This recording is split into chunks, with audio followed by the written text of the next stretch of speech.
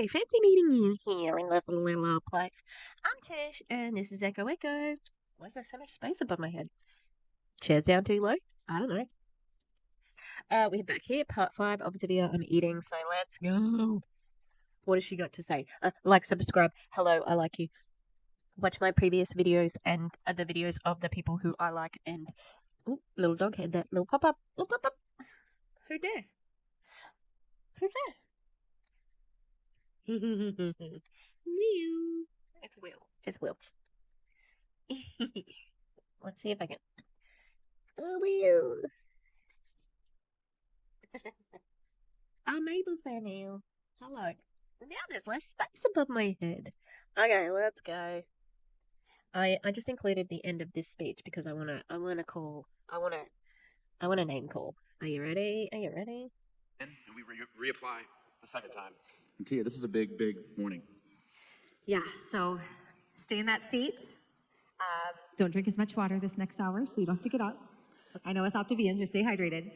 And But hungry. we love this man, and he Right. has been a father figure from a distance, but to sit across the table yesterday was really special. And I know you're going to be blessed, awakened, and you're going to be able to go lead yourself in a new capacity so that you can serve people at a larger capacity. So let's get ready. Let's ring to the stage. So with that said, roll video. Can you STFU? It's within the first 5 minutes. I don't know. It's a YouTube rumor. Couldn't let Tia have the last word there, Doug? Hey, Gucci Cowboy. Couldn't let her just have the last word, or couldn't let stage manager do their job without you saying it. Because if you had a tech run, it would be on the call sheet. As a stage manager, an experienced stage manager, like not right this second, but I have done it. I'd be like, yeah, thanks. Oh no, I swore. Okay. Here, this is John Maxwell. He used to be a pastor. This is the first time I'm seeing him talk. All network marketers love him because I don't know, but they do. Commit yourself every day to personal growth because growth matters.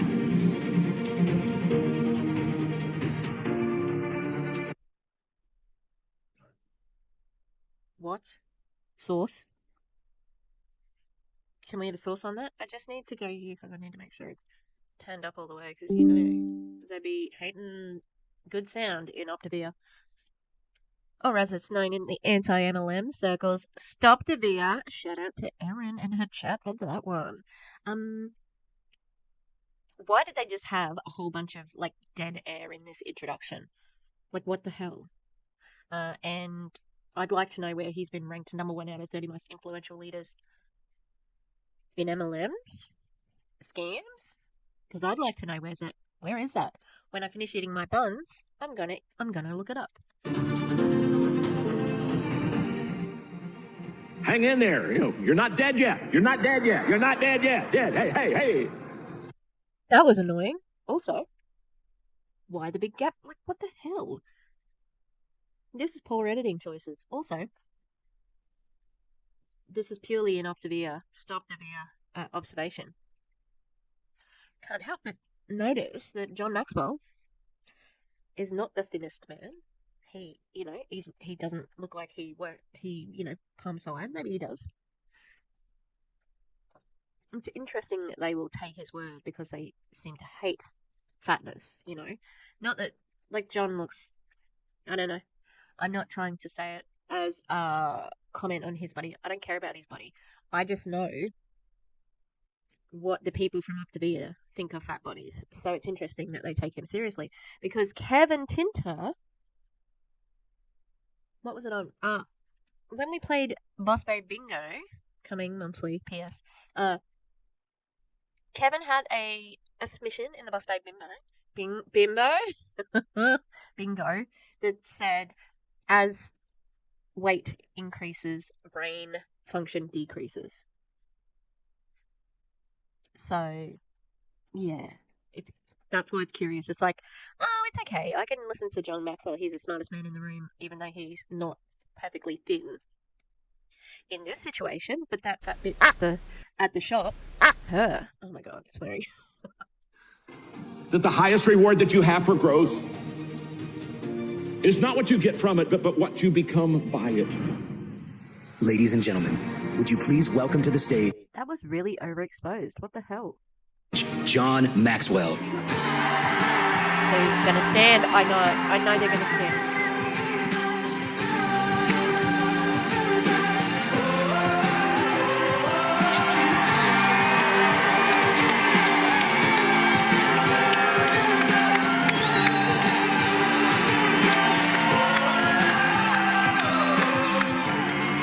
Thank you. Thank you. Wow. I am so excited about today and being able to be with you. And thanks, Doug and Tia, and for your very kind introduction to me. Wow. This is going to be a good crowd. We're going to have a good time. Let's get it. I understand why they get sucked in by him. I'm not sucked in because Southern Charm doesn't mean anything to me. But also, it's a character. Which audience is the best? Whatever audience you're performing to. That's it. That was the soundboard. And that was the sound of a slamming door. I'm going. That's it. I hate this. I'm going. I'm going to say I do enjoy the accidental soundboard. Very good. Acquainted. My name is John, and I'm your friend. No. On the count of three, give me your name. 1, 2, 3. He's just like a cuddly old granddad, you know, really nice. Gets stuck, used to be a pastor. He wants the money. This is a performance. Everyone's gonna laugh in a minute because he's gonna go, oh, what?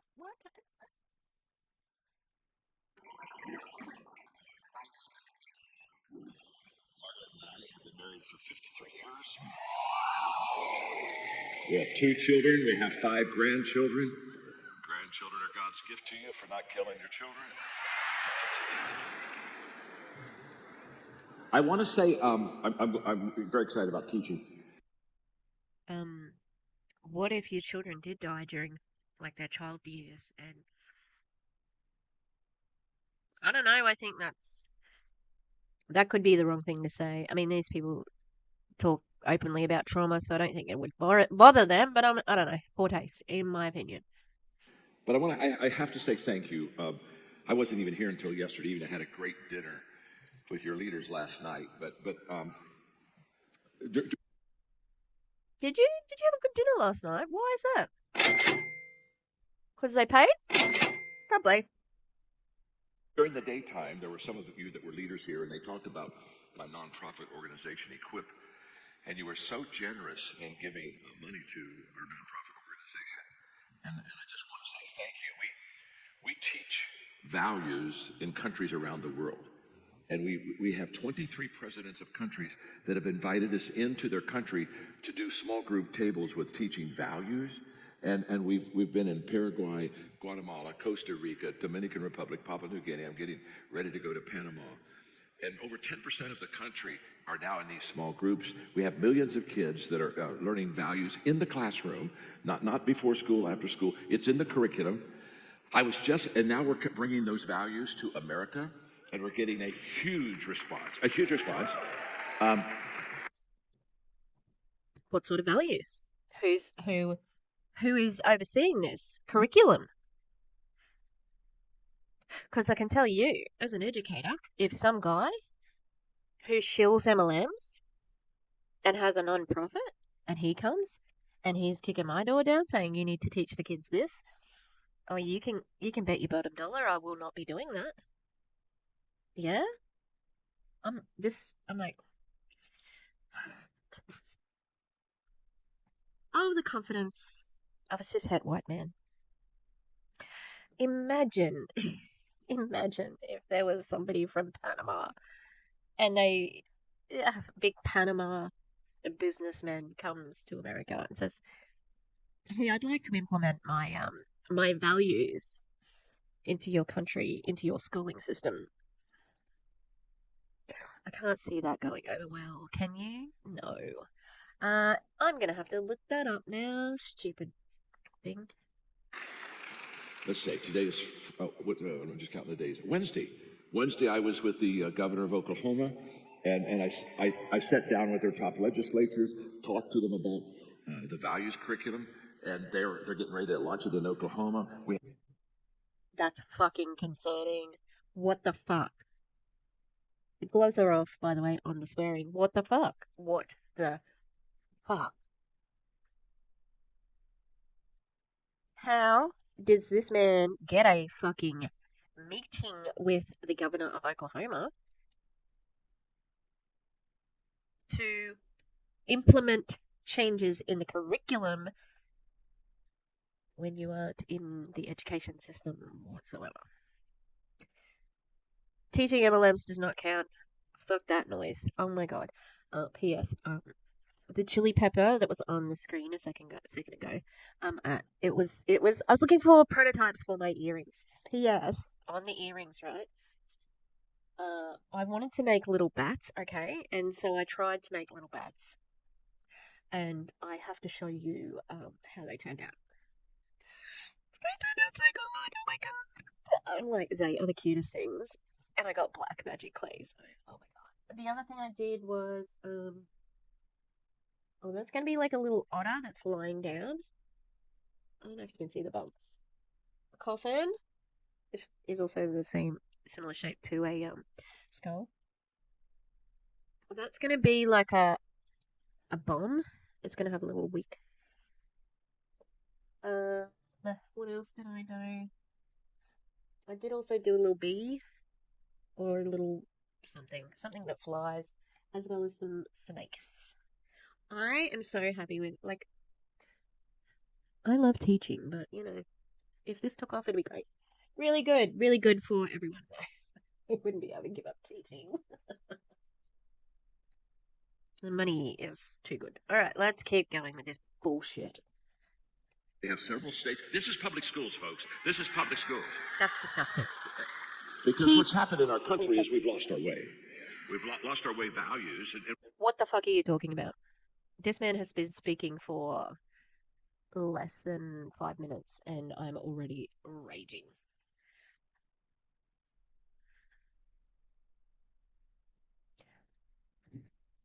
I'm fuming. How fucking dare this man impose his values into schools? God damn. It's just ridiculous.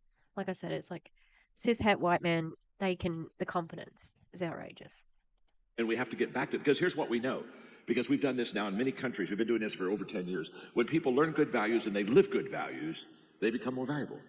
They become more valuable to themselves, more valuable to their family, more valuable to their community, more valuable at work. And so it's a commitment to putting good values in the lives of people. I don't want to take any more time because this is your time and I want to serve you. I got a lesson I really want to teach. Yeah, exactly. I'm like, what the fuck are you doing anyway? Why are you talking about this? All right. Oh, great. I just went to his website, automatic pop up, buy this book. But I was like, I know this crowd won't care, but fuck him.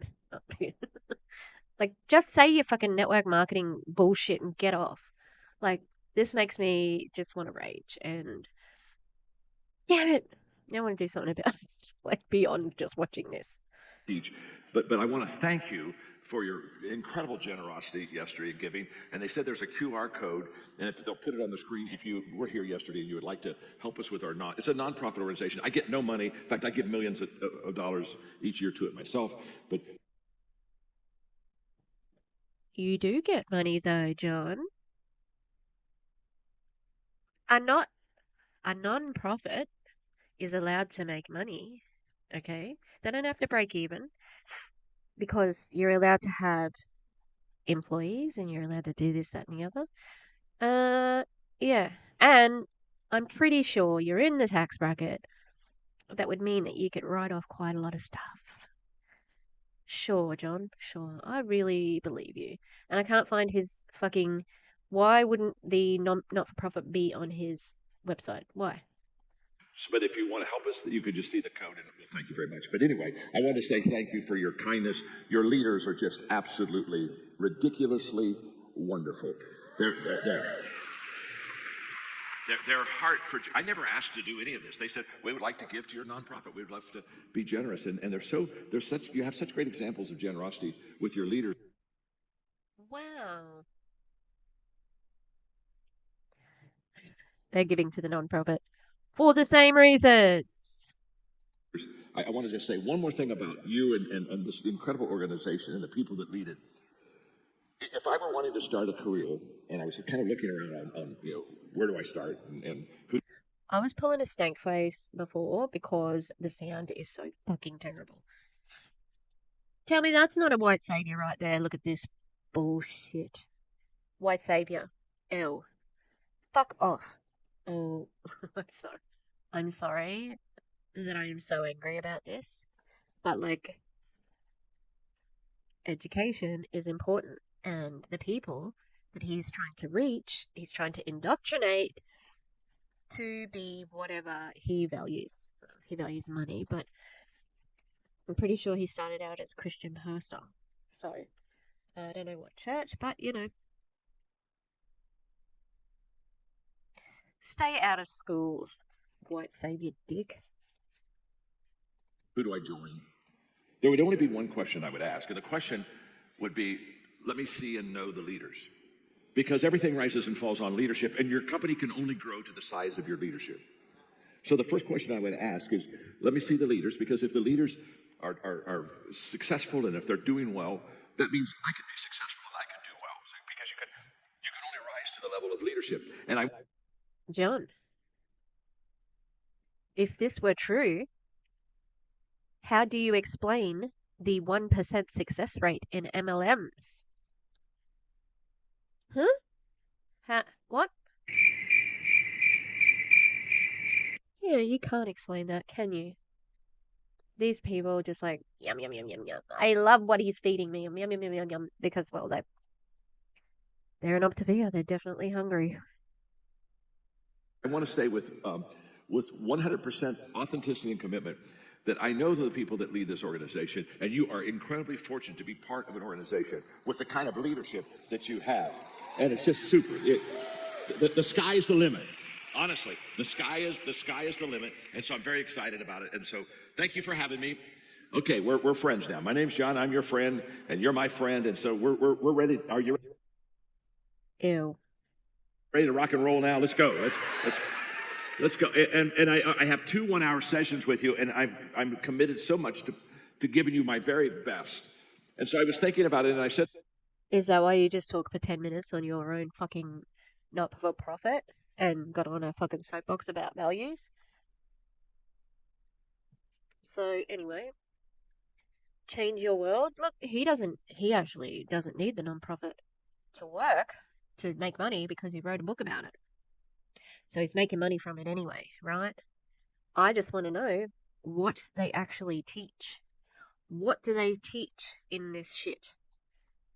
But I don't want to watch a video. Oh, here we go. 1 page look at now. See. Oh, yes. All right. This is what they've got set up in Paraguay and etc. etc.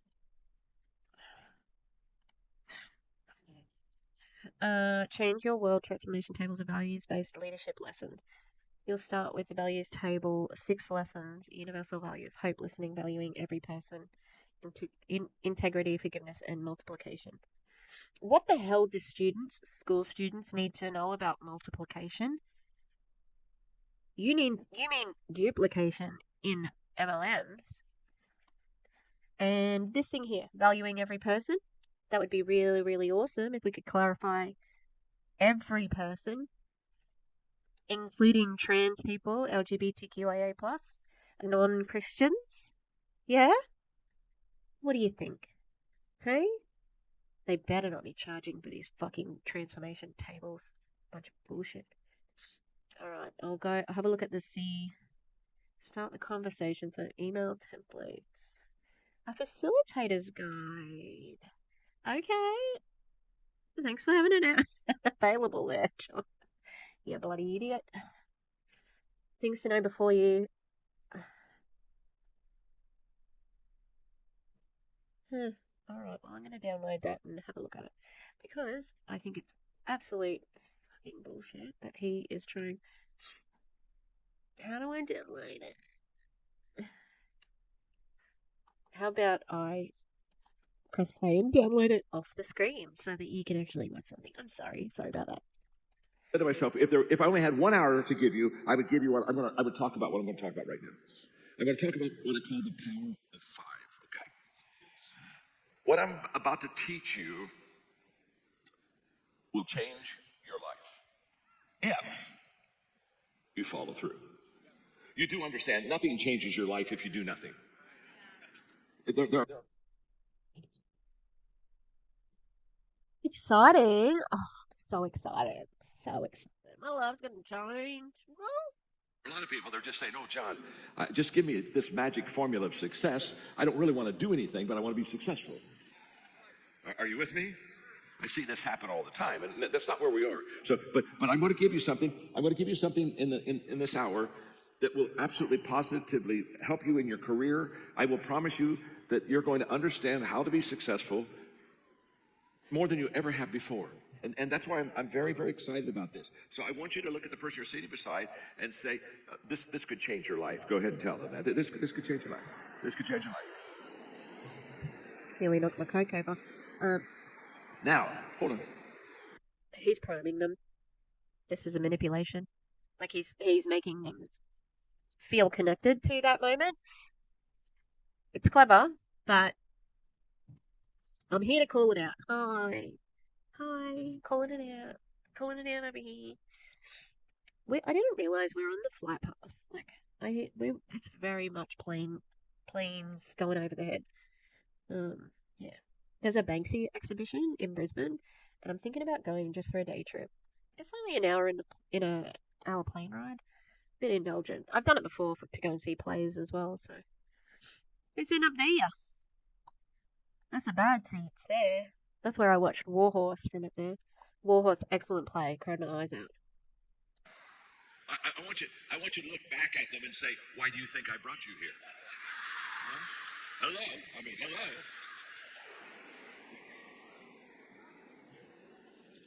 It's called the Power of Five.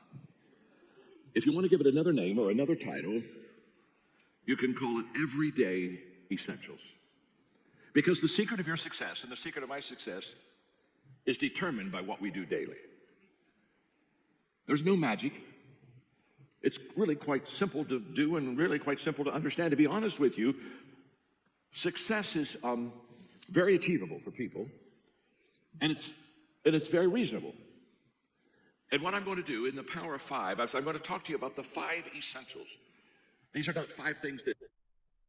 Did he just say they're very achievable?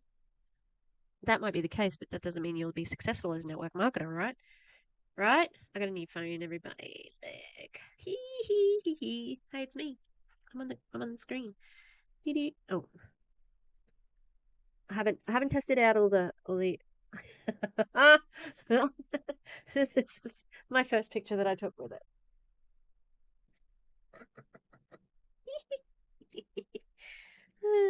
Tickle me. Yeah, so new phone, new me. Woo! It's purple as well. I have to show you that because it's so pretty. Oh, you're pretty. You're a pretty girl.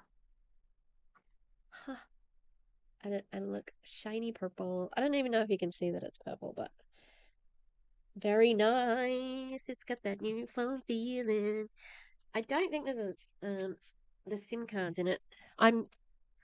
Here's my other phone on top of my iPad. The other phone has a smash in it, and it's an iPhone 12, and it means it's like almost $400 to get a new screen because I didn't. I thought I paid for insurance, but I didn't. Anyway, this one's insured, definitely. Yeah. So to pay it out isn't too much more, and then get a new one. So that's what I'm doing. I just have 2 phones at the moment until that to pay it out goes down a little bit more. All right, that's my really interesting story about my phone. Ugh. that would be nice to do, or these are not 5 things that you probably should do. These are essentials. These 5 things will determine your success in this business, I promise you. And that's why I'm so excited to share with them. And the way that I'm going to teach them to you is I'm going to tell you just a brief story. If I had a tree in my backyard that I wanted to cut down, I look at that tree and say, the tree just needs to be cut down. There are 5 things I need to do to accomplish that task. Number 1. What is with the garden metaphors at the moment? Because this is the 3rd Optavia thing I've seen in the last couple of days. I mean, admittedly, Becca was just before him, but Gina Eccles was using plants in her thing. What's happening? Why is everybody using plants as an analogy? Also, I got a new shirt from Feminist Trash, I got a new shirt from Feminist Trash, who I am an affiliate with. Angry feminist time. Woo! Love a pink moment. That's feministtrash.com, and if you use the code ECHO, you can get a little discount. This is an affiliate, so I'll get a little bit of coins for it. And yeah, thanks. Come on. Who knew it was going to be you, Mr. Bond? I mean, it was you. Oh no. Get off. Yeah, come on. Enough silly buggers. Oh, there's my avocado. I think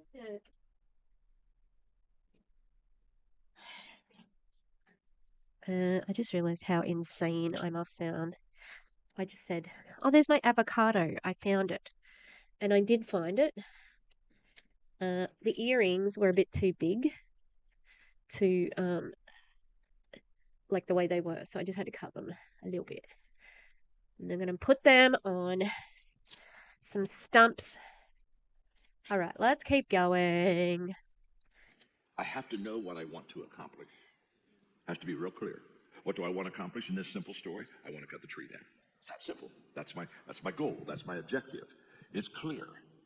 I see it. It's simple. It's not difficult to understand. So number 1, I have to know what I want to accomplish. So if I go back in my backyard and I pick up an axe, okay, and I go over to that tree, okay, I go to that tree and I swing that axe 5 times. Just 5 times.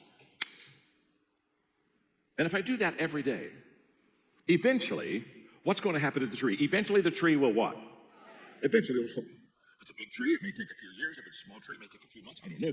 But if I every day go pick up the axe, go to the tree, swing 5 times every day, eventually the tree's going to fall. You see, these essentials are, number 1, I have to know what I want to accomplish. The goal has to be clear. I want to cut the tree down.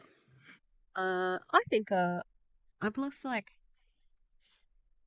this is why I went out to get the pin thing, and now it's friggin' disappeared into nowhere.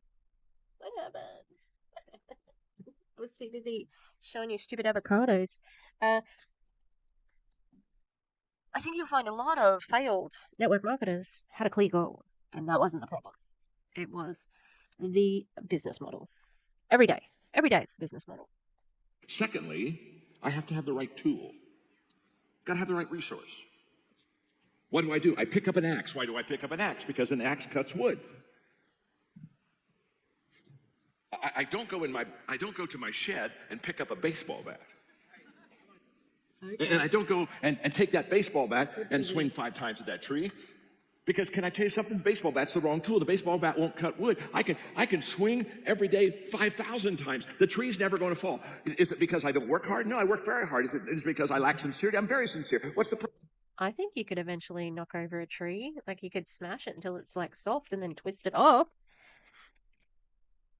You know? Problem. I've got the wrong tool. All of my life, I've helped people be successful by helping them find the right tool. In fact, somebody came to me the other day and said, John, you have become very successful helping people become very successful. And that's who I am, and that's what I do. You see, the axe is the right tool. It'll cut wood. So I know what I want to accomplish. I pick up the right tool, the axe, and then the third thing I do is I take action. I take the tool and go to the tree. Come on, 5 times. I'm swinging at that tree. 5 times I'm doing this. Now I'm taking action. Now why am I taking action? Because there is no success without action. No one ever thought their way to.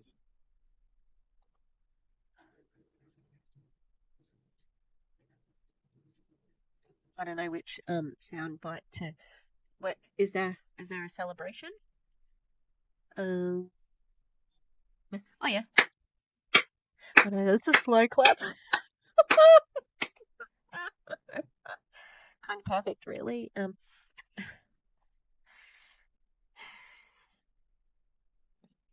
This is manipulation on another level.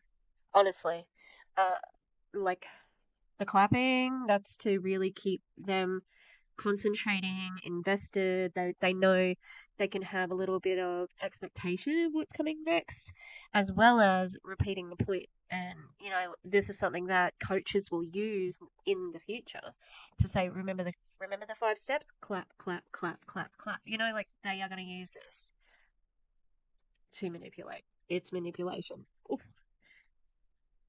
Sorry for not turning the captions on sooner. I need it because it's so friggin' quiet. Come on, Whispers, let's go. To success. You always have to take action. In fact, the reason that many people are not successful is they don't take action. So I'm going to that tree and I'm swinging. Excuse me? They don't take action? You're talking to coaches who 20%, is that what it was? 20% of the people make nothing and they don't have any action? They're buying the food, they're doing the workouts, they're doing the Zooms. No action? That's shit. And it's disgusting that he's talking to people like that, but these people love him. 5 times every day, not 50 times, not 5 times, just 5 times. The fourth part of being successful is that you have to stay focused. What do I do every day? I go to the same tree. Same tree. Now, what would happen if on the second day I pick up the axe and I'm walking toward the tree and I look at another tree and I thought, you know what? That tree should be cut down too. So I go over there and the next day I pick up an axe and I'm walking over and I got the 2 trees. And I said, you know what? That third tree over there, that tree.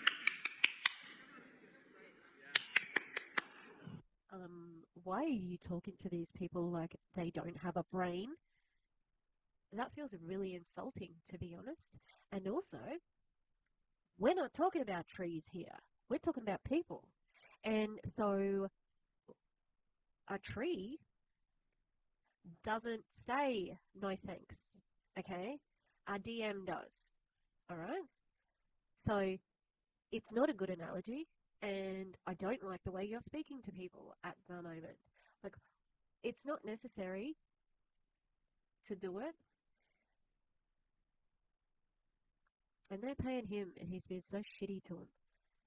They don't even realize. It's disgusting, The problem is not the tree. Okay? Or the equipment or whatever. The problem is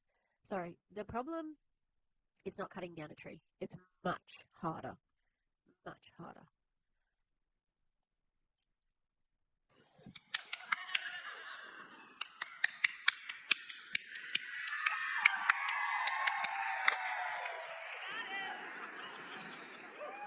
Nothing's more pathetic than trying to see an old man dance. Yeah, it was cringe as fuck.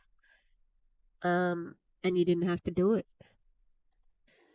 If I get distracted, I'm never going to cut the tree down. I'm just going to have a bunch of scarred trees in my backyard. Yeah, you know what? And like I said, we're not talking to trees. They're not talking to trees. They're talking to people who tell them, no thanks, I do not want to be on your starvation diet, nor do I want to join your shitty team and be called fat, okay, and judged for being fat because I'm not in integrity in my business because I'm fat. Bullshit. So first time seeing John Maxwell. Just take a little break there, and just give him, how's it going? What do you think? What do I think about John Maxwell so far? Like what's his first impression? You only get one chance to make a first impression. That's what I said with Becca Tinter yesterday.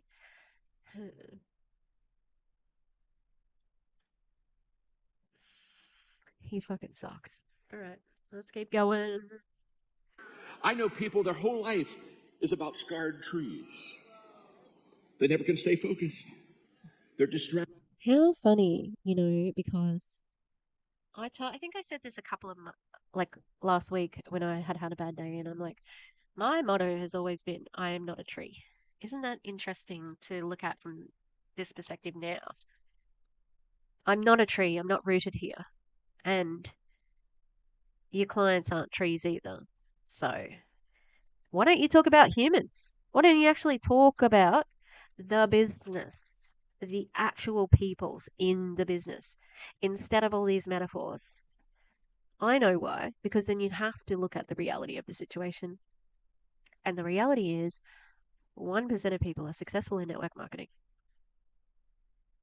So they have to go for the metaphors, for the stories, for the lying, allegedly, in my opinion. They're using up all kind of energy with the right kind of tool and having no success because they don't stay focused. Got to know what you want to accomplish. Got to have the right tool. You got to take action. You have to stay focused. Number 5, you have to be consistent. Did you notice there was one word continually in the story? Every day. 5. Every day. Every day. Every day I pick up the 5. axe, and every day I go to the tree, and Axe, every day I tree. swing 5 times, and every day I go to the every day, every day, every day, every day, every day, every day, every day. This is called everyday essentials. Not some days, not most days, not the days when. Time freedom. Who? Who is she? Who's time? We don't know her. We don't know time freedom around here. No time freedom. No. Nope. I feel like it. Trust me. My name's John. I'm your friend. Consistency compounds. I've heard that before. Consistency compounds. Tyler Perry and I were having a discussion one day. I've heard that before. Consistency compounds. Who from? I think it might be a Jessie Lee Wood. Oh, they've got that. That's what's on the screen down here. That's on the screen the whole time. Don't tell me you're not fucking trying to like fleece these people out of more money. Tyler Perry of the Medea movies. Is that what you're talking about? How bizarre. All right, let's hear what he. And he was talking to me about, of course, he's an actor and he's Yeah. a producer. Yes, Tyler. So Tyler Perry, who has dressed as a woman many times. How do you feel about trans people, John? I bet you haven't made an official statement anywhere because you don't want to get the. Look, there are these people who are sneaky transphobes, right? So they don't ever get caught making the big statements. For example, Danielle Mioli, who liked a post on Dr. Stephanie Rimko's account on Facebook about trans women. So I know that Danielle is a transphobe, but it's nowhere on her Facebook. So I wonder if John's done that. I might have to, this has made me so curious about what he's doing, especially getting into schools. Anyone, do we have any viewers from Oklahoma? Please, call your congressman, congressperson, and see what you can do. Or, your local representation. And so he built a studio and he outgrew it. So he built another studio and he outgrew it. And he built a third studio and he outgrew it. And so.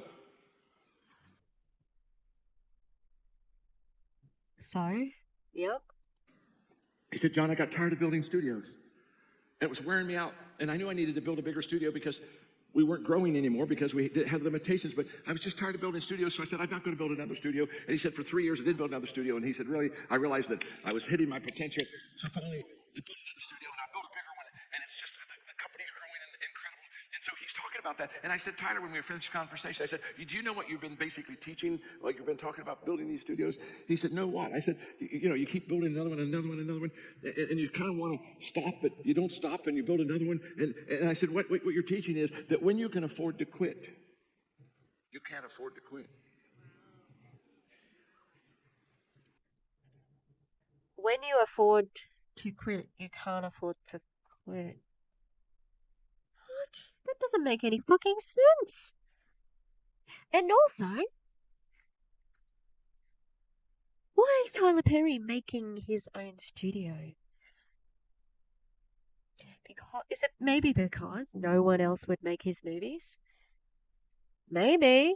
Like, why would he need to build a studio when Universal Studios and Warner Brothers and however many other actual studios exist? He does not need to make that if he gets funding from elsewhere. So he didn't need to be building studios, except that he wanted to make his own movies. They're not that popular. I know that much. But what he just said, I'm just trying to see if I can make sense of it. When you can afford to quit, you can't afford to quit. And the way, it makes no sense. And the way he's looking right now, like, yeah, sure got him. I sure got him. I'm so smart. What does that mean? Because consistency compounds. It's like money in the bank. It's like invested money. The longer you keep it in there, the higher the return. And sometimes... So another analogy that doesn't fit network marketing. That is not what happens in network marketing. People, they get right to the place where they're about to get a high return in their business, and they quit. Oh my, I'm 76. People look at me and say, John, when are you going to retire? I said, I'm not going to retire. Hello? I'm in the compounding time of my life. Why? Why won't you quit, John? What's that? What's the reason why you won't quit? Yeah. Who knows if he believes this shit, to be honest, he got the grift. Hopefully he's doing something good with it, but who knows, because some transparency would be nice on the non-profit, but I am going to research that. Yeah. I can't imagine, I know that. I can't imagine never working as an old person. I imagine I'll work until I know I do. Not, being a lawnmower, or it wouldn't be really physically intensive work, but I imagine I'll always teach in some capacity. But yeah, I think that's fine. But please stop taking money from MLMs. You could still have a pretty successful career. But yeah, this is your thing. I'm compounding. I can't afford to quit. I mean, when you can afford to quit, you can't afford to quit. Listen, if you're really thinking about quitting, let me help you. My name's John. I'm your friend. Let me help you. You're not their friend. Hang on, I need to. Nothing invested. There's no compounding the first day. You can leave and nobody will miss you. Just quit the first day. I mean, you got to know when to quit. Quit the first day. Not when you started working it and building it. And by the way, the problem is when people quit, when they're really good in compounding, when they leave it, they have no clue what they left. Except they know that it was going to be bigger than they ever thought before. So, I've written 88 books. Okay? I'm 76. People look at me and say, John, when are you going to retire? I said, I'm not going to retire. Hello? I'm in the compounding time of my life. I'm compounding. I can't afford to quit. I mean, when you can afford to quit, you can't afford to quit. Listen, that actually makes no sense. When you can afford to quit, you can't afford to quit. That makes no sense. If you're really thinking about quitting, let me help you. My name's John. I'm your friend. You're not my friend. Let me help you. If you're really thinking about quitting, quit the first day. Yeah, I agree. The very first day. Just quit. Good you idea. have nothing invested. Yep. There's no compounding the first day. You can leave and nobody will miss you. Yep. Just Except you quit the upload. first day. Yep. I mean, you got to know when to. Good. Excellent advice. Can everybody clap and he can leave? Just quit. Quit now. Quit the first day. Quit. Just quit. I know he's going to go and say something different because we watched it before, but you know. Quit the first day. Not when you started working it and building it. And by the way, the problem is when people quit, when they're really good in compounding, when they leave it, they have no clue what they left. Except they know that it was going to be bigger than they ever thought before. So, I've written 88 books, okay? Now, that's no big deal. Really, it's no big deal. If you've written 88 books, you just have to be old. Yep. If you're not old, you can't write 88 books. So look at me. Just say it's no big deal. He's just old and he's written 88 books. Okay, so big deal. But people will ask me, they'll say, now what is the secret? I mean, what's the secret? Everyone wants to know the secret. What's the secret? How did you write 88 books? I had a lady the other day said, you have written more books than I've read in my lifetime. How did you write 88 books? And I tell them, one word at a time. What do they think I do? Look at a book and say, be filled? I don't think that's what the person meant. It's like, how did you, maybe the question could be worded differently in the way that it's like, how have you had enough content and ideas and passion to keep writing so many books? Do you know? Like that could be it, John? Do you want to be a dick about it? All right.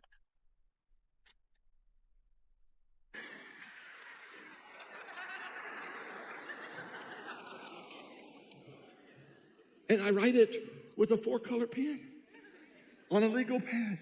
I don't even use a computer. You're looking at a Neanderthal man. Yeah, you don't know anybody as old as me. Yeah. So maybe they should get their business like tips from someone else, perhaps, you know? And I write it word for word. But you see, I know the 5 essentials of writing. Every day I do 5 things. Every day I read. Every day I think. Every day I file. Every day I ask questions. Every day I write. Every day I read. Every day I think. Every day I file. Every day I ask questions. Every day I write. Every day I read. Every day I think. Every day I file. Every day I ask questions. Poop. Every day I write. Every day I read. Every day I think. We Every get day I it. file. Every day I ask Right. questions. Well Every day I done. write. Oh, man. Every day I read. Every day I think. Every day I ask questions. Every day. Yes. Yeah. And somebody will say, now, John, excuse me, I'm sorry. What do you mean by every day? What I mean by every day is, thank you. You are a great crowd. You got this every day. Every day. Hey, when do I do the 5 essentials? Every day, yes. So, John, what do you do on your birthday? On my birthday, I read, think, file, ask questions, right. What do you do at Christmas? I read, think, file, ask questions, right. What do you do when you're on vacation? Read, think, file, ask questions, right. What do you do when you're sick? Read, think. We get, oh my God. This is ridiculous. This is fucking ridiculous. I bet you said that to every crowd he's ever been in. How's this hearing? It's a bit, how you going? It's a bit how you going. I don't know if I've ever said that to anyone here, people, because a bit how's you going means like a little bit dodgy.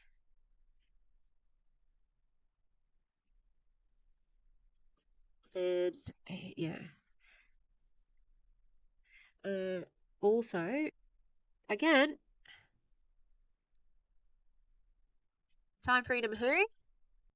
Think, file, ask questions, right. Read, think, file, ask questions, right. Read, think, file, ask questions. Why do I do it every day? I do it every day because it's essential.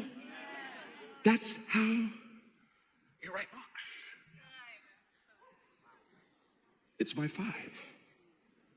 And in your business, you have 5. You don't have 6. You don't have 4. You've got 5. And I know what those 5 are. Because we're friends, I'm going to give them to you. These are the 5.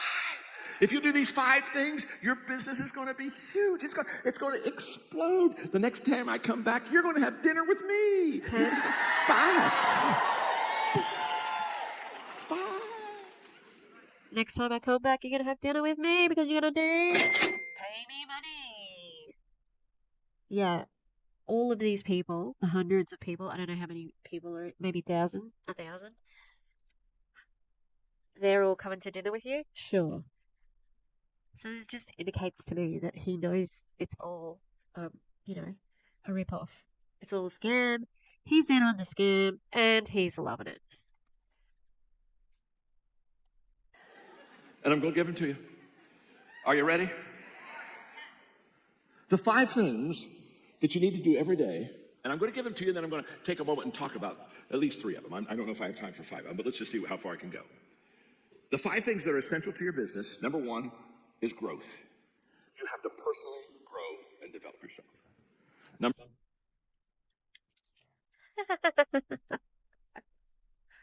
How do we do that, John? Read my book. Come to one of my seminars. Join my coaching program.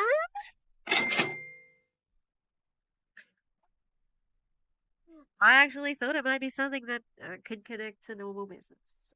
I was a fool. I was a fool to think of it. All right, let's keep going. Number 2 is the ability to connect with people.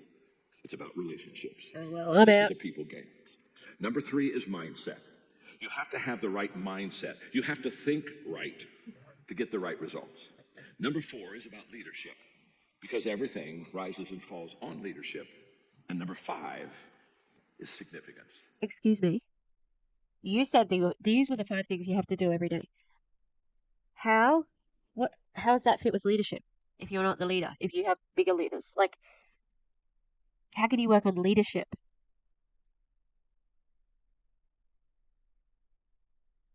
I mean, I suppose you could do it in the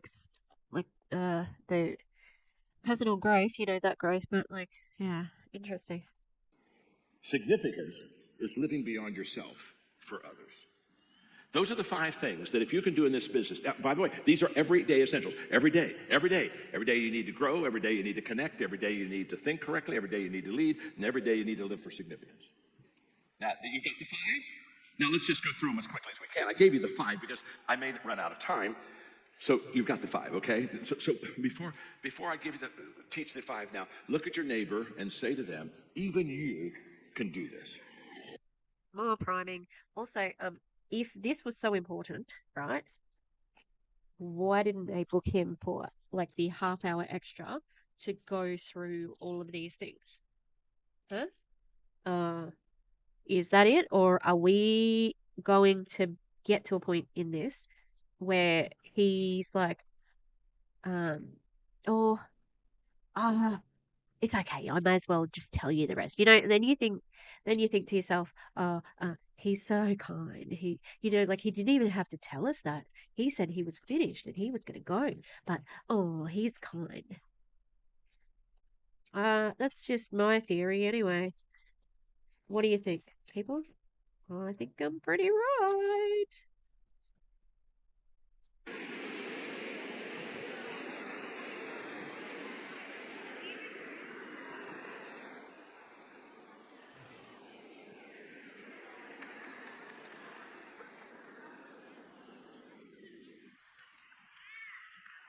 Number 1, let's talk about personal growth, okay? You probably have this book, but if you don't have it, the book you need to get that'll really help you in this area are the 15 Laws of Growth. The 15 Laws of Growth. It's the Bible on personal development and on personal growth. If you were sitting here at the table and you had a chair on the other side, and you would say to me, John, what is your secret sauce? I would tell you. For 50 plus years now, I have intentionally, personally grown and developed myself every day. And I learned it from my father, who was a great man. In fact, I'm going to give you a thought. I'm going to tell you a quick story because it's worth it, because this will change the life of your children and your grandchildren. My father never paid us an allowance to do chores. A lot of kids, they get paid, do the chores, clean the basement, take out the garbage, whatever. All of my friends got an allowance to do chores, but I didn't. So one day I sat down and talked to my dad. I said, Dad, all of my friends get an allowance for doing chores except me. And I just think it would be a good idea for you to maybe give me an allowance for doing chores. And he looked at me and said, Son, he said, it's a terrible idea. I said, well, why is it terrible, Dad? He said, because you do chores because you're part of a family. And I don't pay you to be part of the family. He said, let me explain to you, son. By the time you were born, you already owed your mother for 9 months of room and board. So shut up and take out the garbage. You're not getting paid to take out the garbage. I don't pay you to take out. In fact, he said, why would I pay you to take out the garbage unless I wanted you to grow up and be a garbage man? I put my money where my values are. So how did we get our allowance? He paid us to read books. And he picked the books out. And we were required to read 30 minutes a day. And every evening at dinner, the discussion was what we were reading. So when I was in the 7th grade, he put in my hands the book How to Win Friends and Influence People by Dale Carnegie. By the time I graduated from high school, I had read that book every year for 6 years, taken 2 Dale Carnegie courses. By the way, if my brother who is older than me or my sister that's younger than me were here, they would tell you, all three, pretty successful. My brother was a millionaire by the time he graduated from college. My sister, by the time she was 27, was running a hospital. By the time I was 29, I had the 10th largest nonprofit organization in America. All three of us would tell you, the greatest gift our parents gave us was putting good books in our hands. Life-changing, life-changing. In fact, so life-changing, by the way, whatever my father would pay for the book is what he'd pay us to read it. And every month, another book, another book. I was flying to Sao Paulo, Brazil, a couple of years ago, and I was reading Success Magazine, and in it they had the 25 most important books to read if you want to be successful in life. I thought, what an interesting article. And so I started going through the books, and it would have the book title, and it had maybe 3 or 4 paragraphs on the book, and then the next book. And it was an article on the 25 most important books to read. And when I finished reading the article, I said, well, I read most of these before I graduated from high school. So I went back and counted them, 29 of the 25 books I had already read by the time I was out of high school. The reason I hadn't read the other 6, they hadn't been written yet. One of them was mine. I knew he was going to.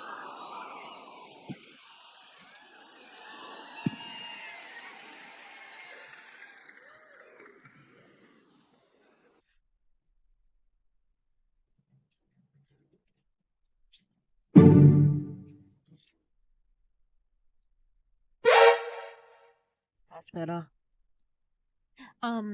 What I was saying, what I was gonna say then was, I knew he was gonna say that his book was on the list. But I didn't expect that. No, ma'am. I didn't expect that, and I saw a picture of Doug Wood today, where he had no shirt on. So it's been a big day for looking at things that I don't want to look at. God damn. If you'd like to contribute to my GoFundMe to go to I don't know, Kickstarter, maybe a Kickstarter on that machine from Men in Black. God damn it. So I paid my children to read books. And I paid my grandchildren to read books. And I put them in their hands. And it's ridiculous. And it's absolutely life-changing. That's good. When I started out, As a teacher, I hate setting homework. I don't do it, even if I'm supposed to. And whenever I've taught English and I've been asked, what should she do for homework, or what should the student do for homework because they're not getting any, I always say read. Read. It is the best way to become a better writer. That's advice for anyone. Read. It doesn't matter what, but read. Please don't just read 50 Shades of Grey or Twilight. They are terrible. Very poorly written, okay? Especially Twilight.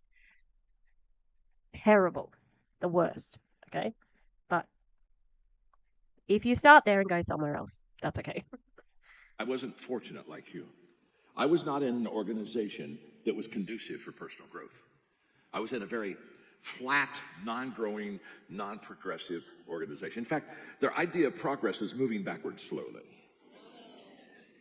And as a young kid, I mean, I'm talking about in my 20s, I realized that I was going to have to learn how to develop a growth environment for me.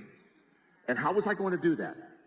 And I sat down when I was 25 and I put a growth environment is a place where, and I started to write down what's a growth environment look like. A growth environment is a place where, number one, people are ahead of me. That I'm constantly around other people that are bigger, faster, smarter, more successful than me. Life-changing. Life-changing. I keep myself in a growth environment where people are always bigger, better, than faster than me. Every month for 40 years, every month, I have a lunch. I call it a learning lunch.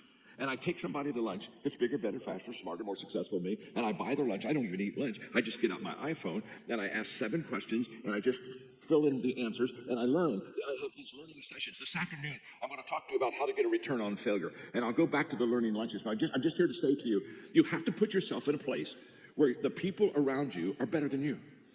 In fact, let me just say it this way. If you're at the head of the class, you're in the wrong class. There's got to be some people who are really, really good. But if you're talking about Doug and Tia, yeah, everybody's better than them. And they're slightly better than Kevin Tinter, transphobe. If you'll notice, like Kevin hasn't been in the videos the last 2 times, but I'd like to mention that he's transphobic because he's transphobic and he should be ashamed of himself. But it's always those really like strong transphobe guys that end up with some interesting likes on Twitter, you know? You need to get out of that class as quickly as possible. I never allow myself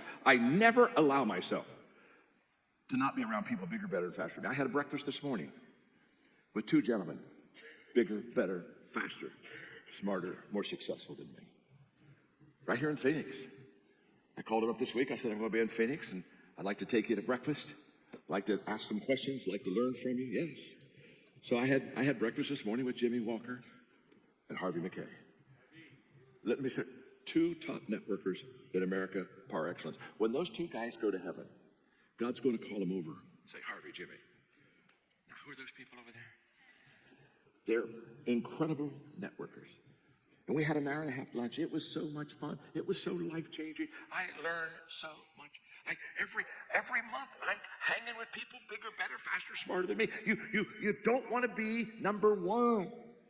You don't want to be the head of the class. Yeah, maybe not in real life. I mean, but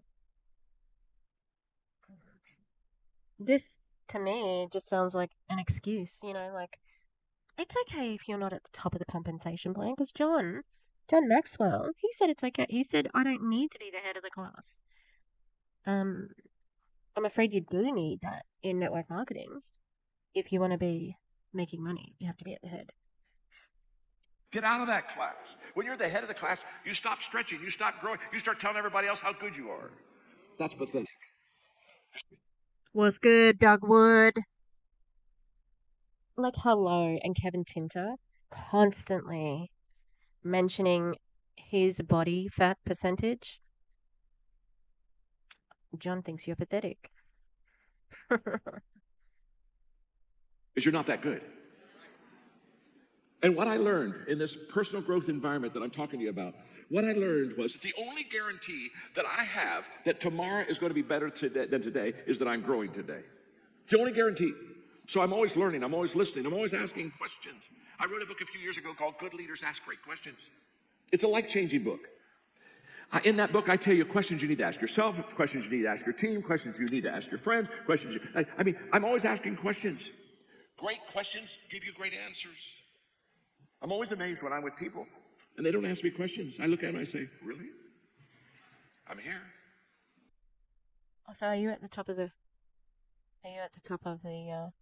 class? Because weren't you just saying it's not good to be the bigger, better person? Got a wealth of knowledge. Trust me. I can help you. And they don't ask me any questions. Now, I sat down with your leaders for dinner last night, and they drove me crazy. I thought, can I ever shut them up? I mean, they're lining up asking questions. This question, they're interrupting each other. It's my turn. What's your no? It's my turn. I had my hand up first. I thought, dear Lord. Let me just. This is the same story he tells to every MLM, I can tell. It's tried and true. Look, listen to this story. It's very natural, which means that he says it a lot. I don't think there's a sincere bone in his body. Who's there? Who's this? Who's that? Is that Wilbur? Wilbur. Oh, it is Wilbur.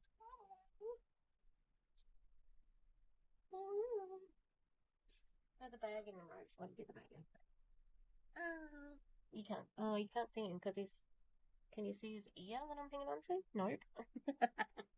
I see you because you're like there. He, as soon as he gets like a pat, he just immediately goes to the belly. Okay, prediction. He's going to say that these are the best leaders. They've got the best intentions for you. You're going places with these leaders. Trust them. They've got all, use them, question them. These are your people to have dinner with and ask questions to. All right, let's see. Describe your leaders. Incredibly hungry to get better. And for actual food because they starve themselves. I really like how you use that one. It's a double team right now, That's the kind of leaders you want in your organization. Hungry. Tell me more. I still have mentors. I love these people who say, well, I used to have mentors. I look at them and say, what happened? What do you mean you used to have mentors? I mean, you used to have, well, yeah, there was a time I used to have mentors. Like all of a sudden you got good. Let me tell you something, you're not that good. I just get amazed at people that kind of flatten out and get satisfied.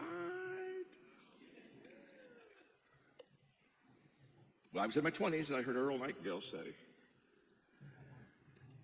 that if you'll spend 1 hour a day, every day, essentials, 1 hour a day, every day, on one subject, studying that subject, practicing that subject, learning that subject, if you'll spend 1 hour a day, every day, on one subject, in 5 years, you can become an expert on that subject. And when I heard Earl Nightingale say that, I said, I want to become an expert on leadership. Because I was already just thrilled with the possibilities of learning to lead. So for 5 years, every day, I did an hour on leadership. And Earl Nightingale said 5 years I'd be an expert. And so I wanted to be an expert on leadership. So I'm like Cape Canaveral. I'm in a countdown mode. 5, 4, 3. And in the middle of the 3rd year, I quit asking the question, how long will it take? Because I kept saying, well, how long will it take? How long is this going to take? I'm doing this an hour every day. How long is this going to take? And Earl Nightingale said 5 years. How long will it take? How long? Well, how long is it? Well, how long is this going to 5, 4, 3. About right here, I quit asking the question, how long will it take? And the reason I quit asking the question, how long will it take, is about in the middle of that 5-year period, change began to happen within me. And I was learning leadership skills, and people were starting to listen, and people were starting to follow, and I was starting to build teams, and all of a sudden, all that work was beginning to pay off and show up. Remember this, your work has to be stored up before it shows up. So don't go for these quick, easy fix stuff. It has to be stored up, and then it shows up, and I'm practicing 1 hour every day. I'm asking. This is, again, to make people settle for what their position is today so that they stay longer. That's it. These people, especially if they've quit their job, they're not doing it for 1 hour a day. They're doing it for many hours, and they're still not getting the results. They're not experts, and they are not seeing it translate into sales or team building because, except for the big dogs, because of the way network marketing is structured. God, no wonder they all pay him. It's like confirmation bias, Oh, he tells me we could do this, that, and the other. God damn. Questions every day. I'm talking to leaders every day. I'm watching leaders every day. How long will it take? How long? I'm storing it up. About halfway through that 5 years, it starts showing up. And all of a sudden, I'm leading. And all of a sudden, I'm getting good. And the moment that I started growing and sensing the growth, the moment the growth started showing up, I quit asking the question, how long will it take? I quit being Mr. Cape Canaveral. And I started asking the question, how far can I go? How far can I go? And let me just say this. I don't know that answer. I don't know. For 50 years, I've been asking myself, well, how far can I go? How successful can I be? How many lives can I change? How many people can I add value to? I don't. How much money can I earn?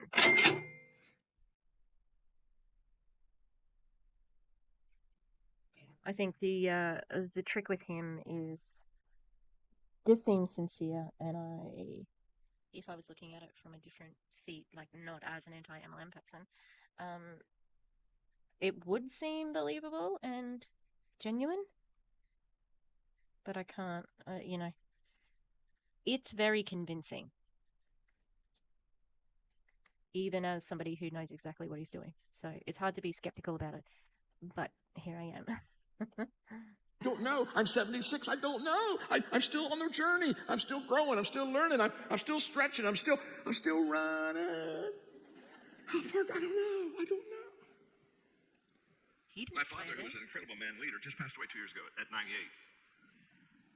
We were having lunch at 90. He was 95. We're having lunch. He said, John, look at me. Whenever Dad said, look at me, I knew it was important. I looked at him and said, look at me, son. Look at me. He's 95. He's 95. He said, look at me, son. I look at him.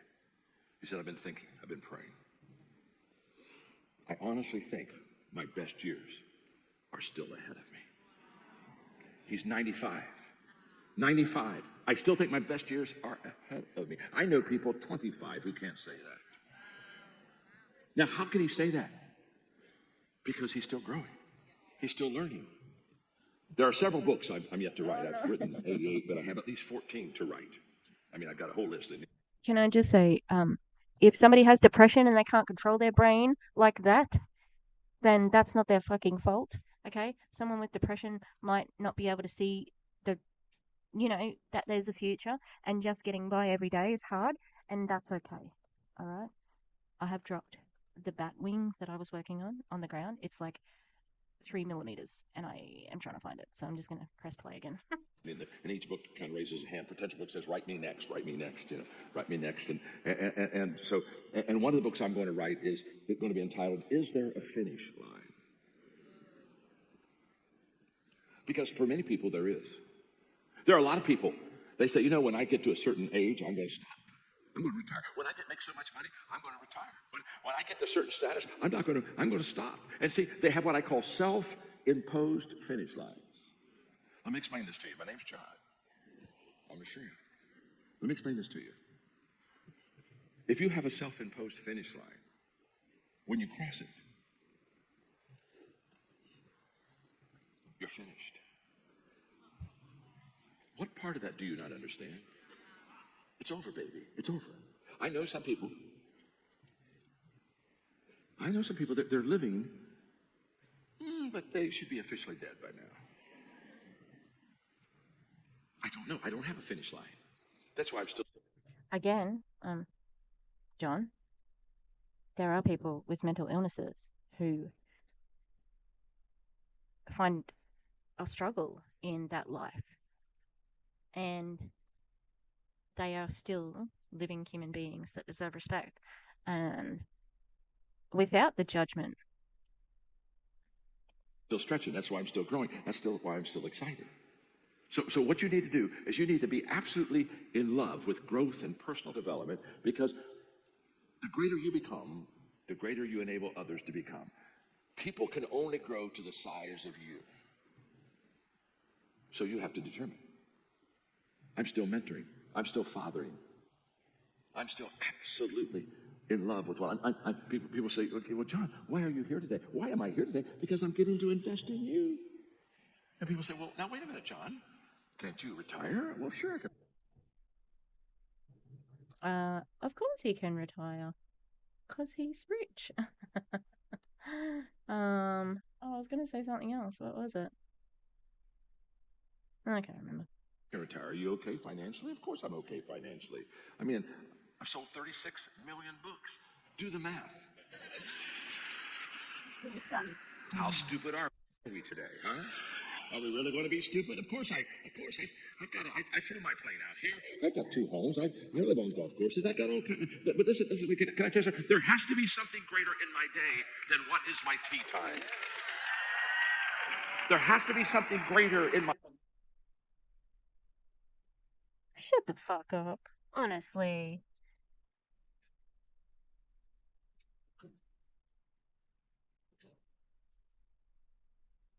That, like, the flaunting. Why did you have to mention that? You got a plane, you got 2 houses, etc., etc. I mean, you're a ding dong if you didn't realize he was rich. We know this. It's not something that's disputed. To rub it in people's faces is kind of gross. And what you're doing that's greater is an MLM shill.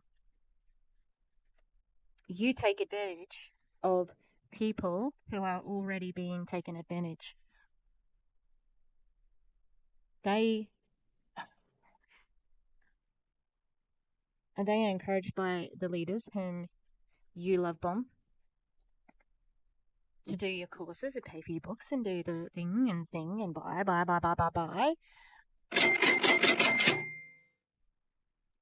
And then you get in your plane and you go to one of 2 houses that you own in a time when young people are unable to buy houses because of the market. You're not greater than anyone. You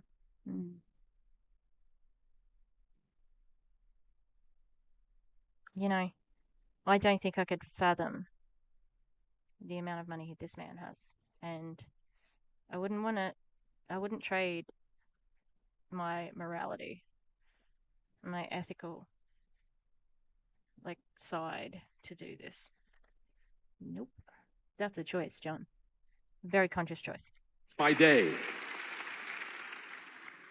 Besides, when you make a bunch of money, then you get to really start doing some great things. You can give it away. That's life change. I give millions of dollars away every year.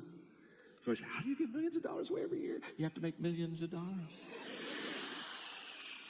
Are we okay? Also, I'm not sure where it is in the Bible, but there's definitely something about giving money without tooting your own horn about it. Because, I mean, you're doing it for the wrong reasons. You know, keeping donations anonymous. I mean, yeah, you may have to declare it for tax, but bragging about your own charity is it's not exactly what Jesus would do. WWJD, alright? Are you able to stay with me? No. Remember, I'm a communicator, not an educator. An educator takes something simple and makes it complicated. What did this fucking man just say about peaches? Fuck this guy. Fuck him. And he's trying to get into schools? Excuse me? How fucking... Oh, I am so fucking angry right now. I've had a problem, you know, this term, a little bit last term, of people not cleaning up well enough in the art room, okay? So I have now taken a picture of all of the spaces and what they're supposed to look like with annotations on the pictures so that they can also read what to do, okay? I'm also going to say it to them, and I've got a video for the kinesthetic learners. All of that to simplify for the students. It's complicated for me. How fucking dare you? If you understand that they're not happy, and a communicator takes things complicated and makes it simple. I'm John.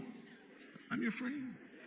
Fucking Personal fraud. growth. It's an everyday. It's not an option. It's not an option. And by the way, you say, well, I think I won't grow for a while. Don't worry, it'll show up. We'll see you pretty soon as we pass you.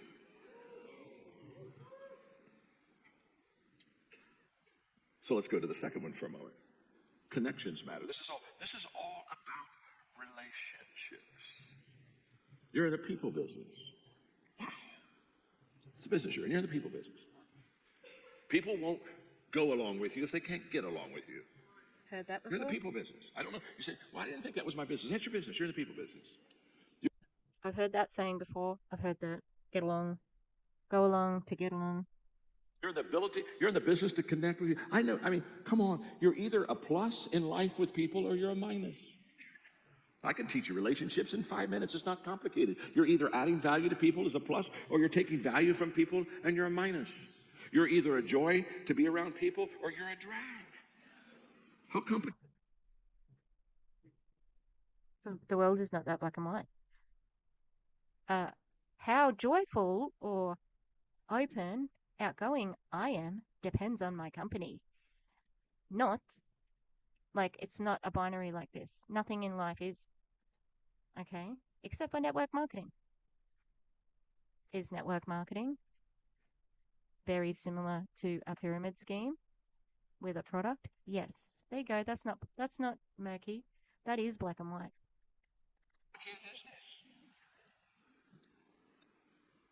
And if you're going to be a plus, you have to be intentional. And you have to be intentional because we're naturally selfish. This is huge.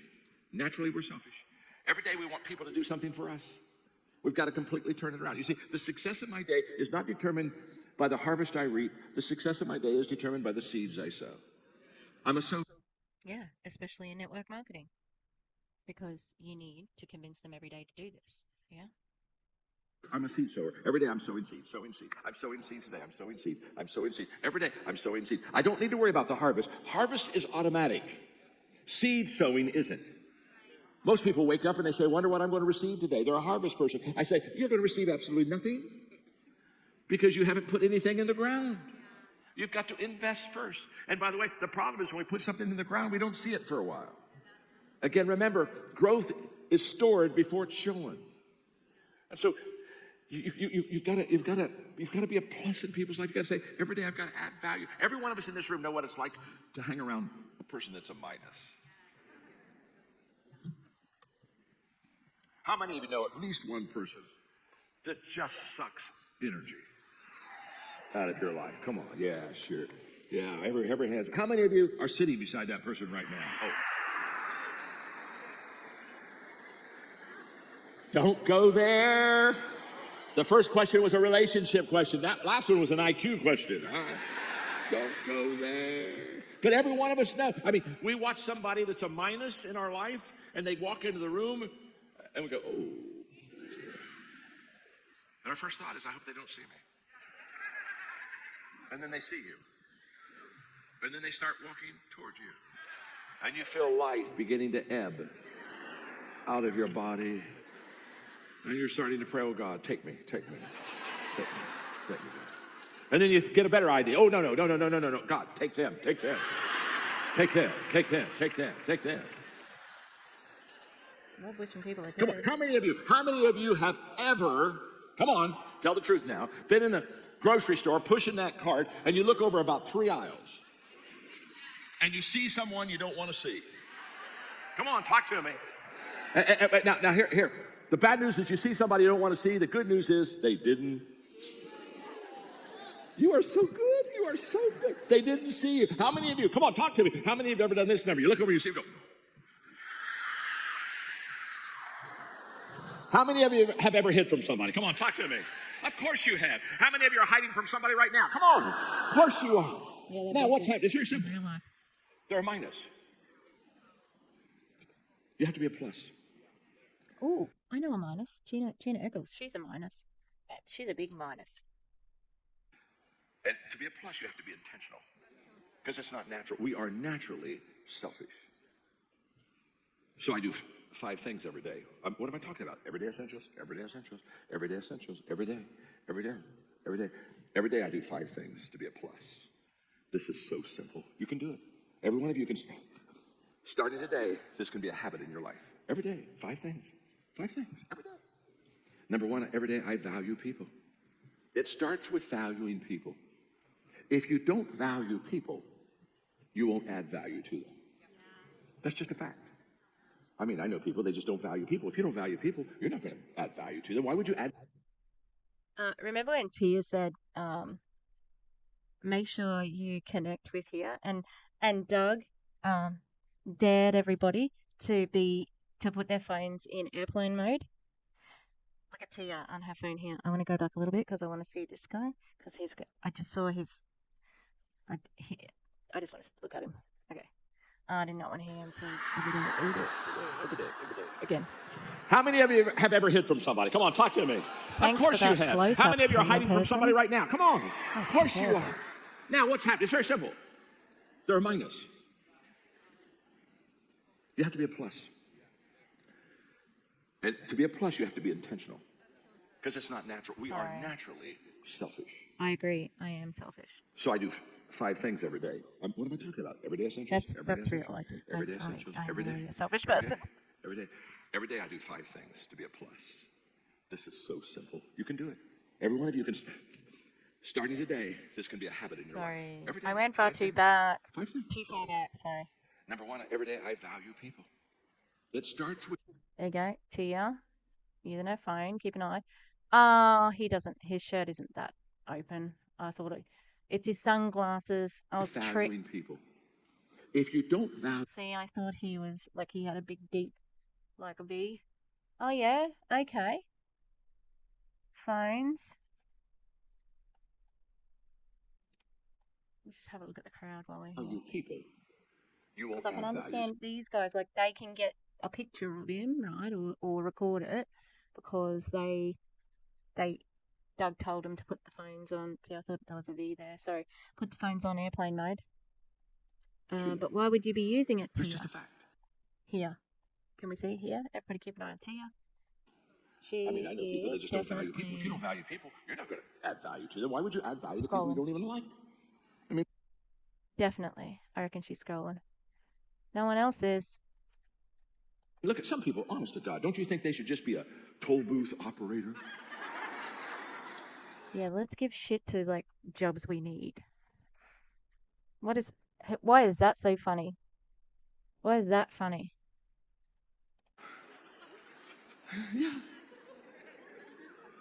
Yeah, Tia, still scrolling.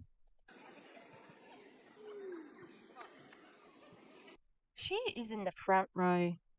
This man knows her. And she's scrolling. Isn't this your big conference? This is the big conference. You just made the big statement just before John came on. And you're on your phone? Like, I don't care. You go on your phone. You shouldn't have to ask anyway to take their phone, like to put their phones away if this is such a good speaker, you know. But it's a bit crappy, in my opinion. Don't egg me on. I'm bad enough without the encouragement. Just trust me. Trust me. Yeah. So every day I value people. Oh, you got that one? Number 2, every day I think of ways To add value to people. every day. So what do? I get up at 5 o'clock this morning. I start writing because I write every day. I start thinking. I start firing. I do all this stuff every day. And one of the things I did is I thought about you. And I thought, what can I say today that will add value to you? I'm thinking ahead. Because let me tell you, if you think ahead of how to add value to people, guess what? Number 3, you'll look for ways. Your thinking, your mind directs your eyes. I think about it and I see it. Now, why did I see it? See, I see it because I have thought about it. See, you can put 2 people in the same room and they don't see the same thing. We don't see what is, we see who we are. So every day, I think of ways to add value to you. Every day, I look for ways to add value to you. Number 4, every day, I do things. I do things that add value to you. Yes, I do. I do things that add value to you. Chad Johnson, my agent, who helps me in so many ways, was with me this morning for breakfast. And so we went to sit outside at the table. Now, I knew what Chad would do because Chad's been trained. He does what I do. Whenever I sit, if you're ever with me at a restaurant, I will always sit with the nice scenery behind me. Every day. You'll never see me sitting looking out at the view. I will give you that seat. You have that seat. I mean, Chad just looked at me, said, I know where we'll sit.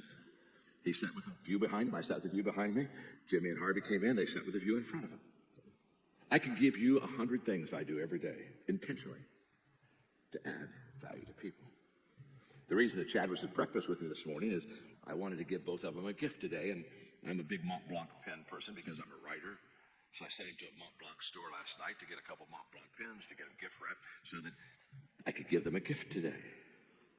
Now, why did that all of a sudden happen? No. I think for ways. I look for ways. I do things that add value to people. Anyone think that sounds a little bit like love bombing?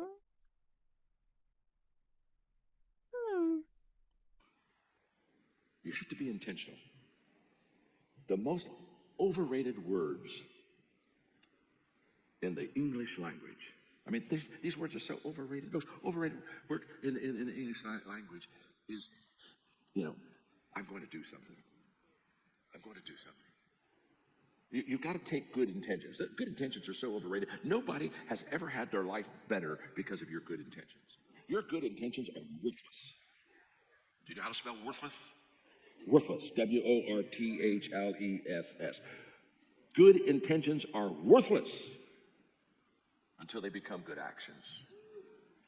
Remember how he said, like, oh, I hope I can fit in everything I was going to talk about? And he just spelt the word worthless? Like, what a waste of time. Just fucking tell your story.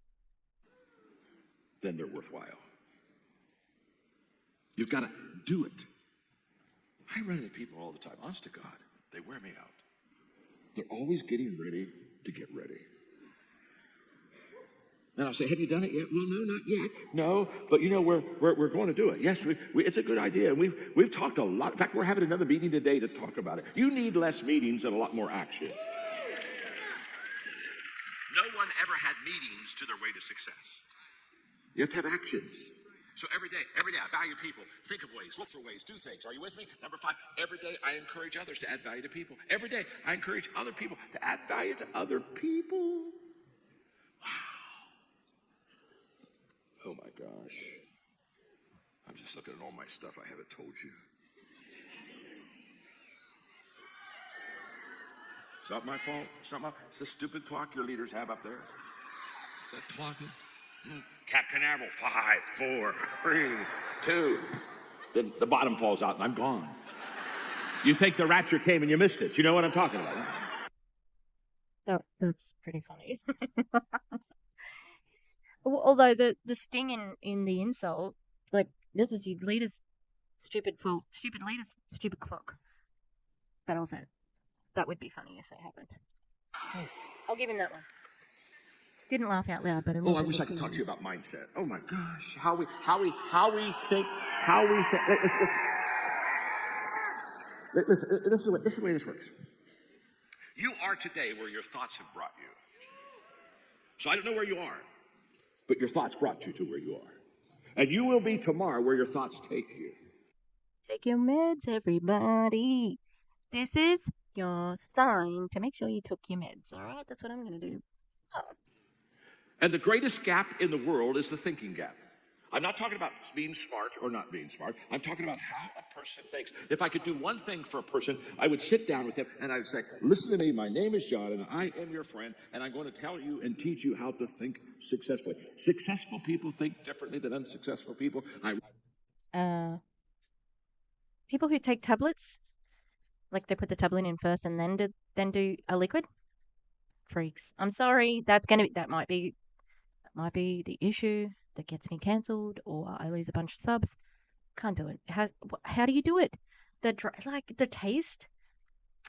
Oh, I have this antihistamine, and sometimes it'll stay in my mouth when I've tried to swallow it, and the taste and the oh my god, the worst. How do you do it, people? How do you do it? Anyway, this man is not your friend. He wants your money. The end. Wrote a book called How Successful People Think. It's worth its weight in gold. 11 thinking patterns. Oh, damn it. I need to make sure. DeeCee, if you're watching, this is more effective than sending her a DM, apparently. We need to organize reviewing Havela's book, all right? We are going to do that, and maybe we'll do John Maxwell next, all right? So, DeeCee, just give me a call. I will send her a DM, all right? Yeah. All right. Stop nagging me. Jesus. Come on. That successful people have that unsuccessful people don't have. When my parents celebrated many, many years ago their 50th anniversary, our whole big family went to Hawaii. And one night everybody went to bed except Dad and me. And I said, Dad, you have the most amazing attitude. You're just incredible. And I said, just talk to me. How did you get this attitude? Were you born with it? I mean, did you naturally come out of Mama's womb and said, hey, Doc, good to see you? Talk to me about this. And then my father, he said, John, he said, you got to understand. I've been very intentional in learning how to think correctly. And he told me this incredible story. He grew up in a small town in Georgetown, Ohio. And a little town of 800 people. They were all poor town. Except three families had all the money in the town. And my father was a hardworking kid. Sounds like capitalism. He was still in school. And so they hired my dad after school to do chores for them. So my dad got to hang around these three successful families, and he watched them, and he said, John, by the time I was a junior, I came to the conclusion that the difference between those three people and the rest of us was that they just thought differently than the rest of us. Their thinking was different. During the Depression, he told me, when people would be in line for food, because it was tough times, no jobs, my father held down 3 part-time jobs. How did he do that? Thinking, watch this. He would go to the hardware store owner. He'd say, I know we're in a depression. I know you can't afford to pay me, but I love to work. Would you mind if I work for free for you today? And the hardware owner would say, what do you mean? And he said, well, I love to work, and I know you can't pay me. It's okay. Do you have some things you'd like to have done around the hardware and you haven't been able to get to them? Just give me a list. I'll work for you today free. So they'd make out a list. My dad would work. At the end of the day, my dad would come back and thank him, and the hardware store owner, my gosh, son, you helped me a lot. I wish I could pay it. Oh, Dad said, no. I know you can't pay me. I know that's okay. I just wanted to work for you today. Did I do a good job? Oh, you did a great job. And then he would say, there'll come a time when you'll be able to afford somebody. Would you think of me? Next day, he was at the dime store, working for free. And the next day, he was at the pharmacy, working for free.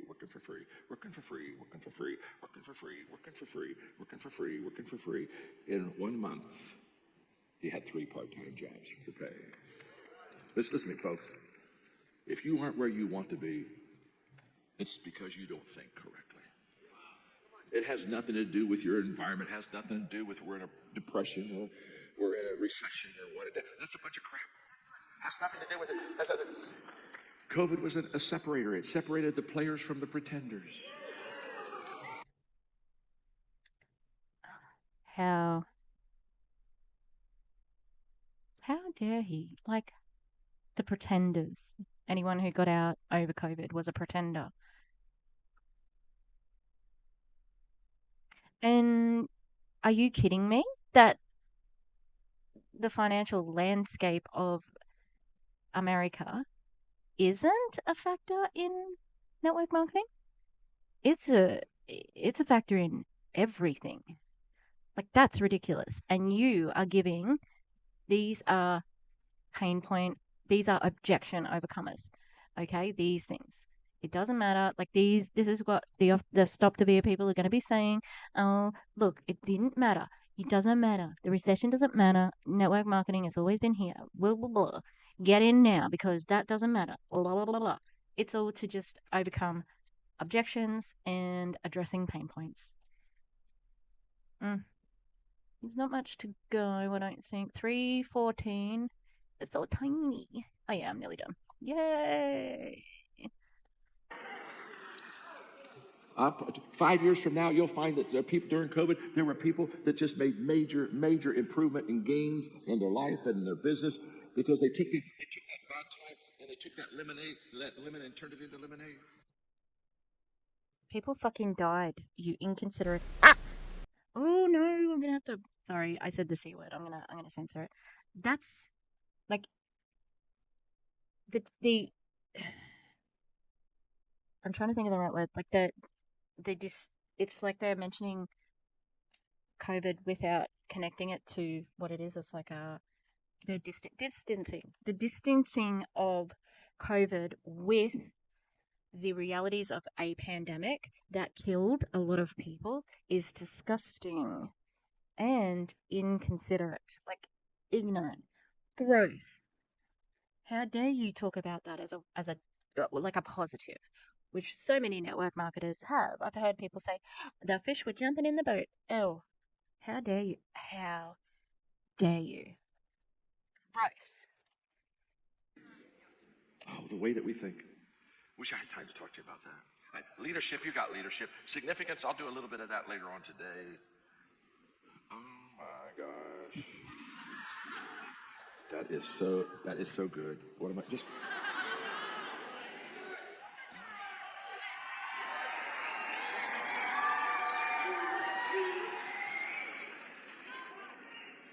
What's happening?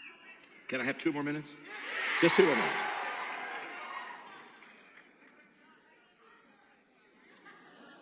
Just give me a second. It's hard to eliminate.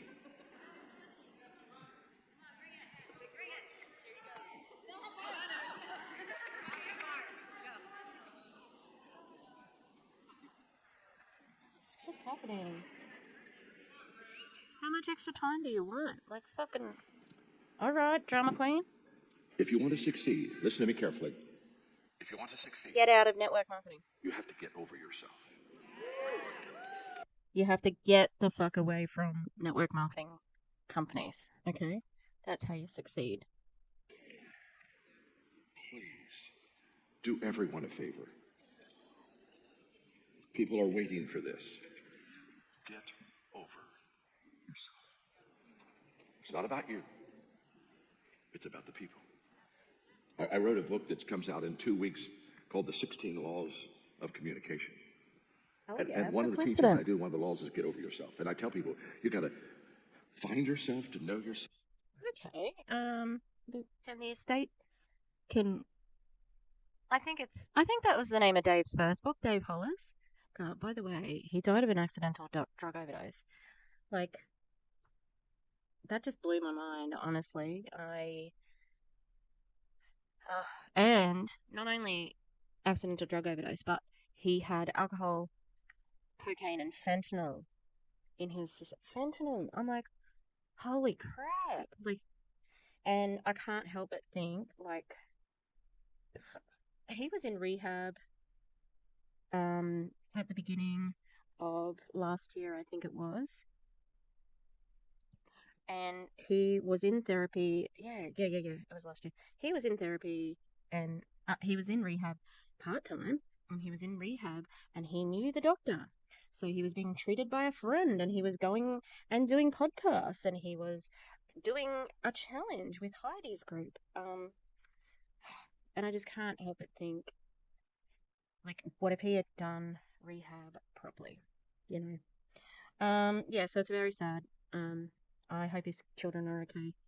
And obviously, he had a lot of demons, and it did hit home for me because being a recovering addict and having my drug of choice being, over-the-counter pharmaceuticals, that was a fear for me. I probably, like, I wouldn't say I have accidentally overdosed and to the point where I'm sick, where I'd vomit, but not, like, it obviously wasn't that bad.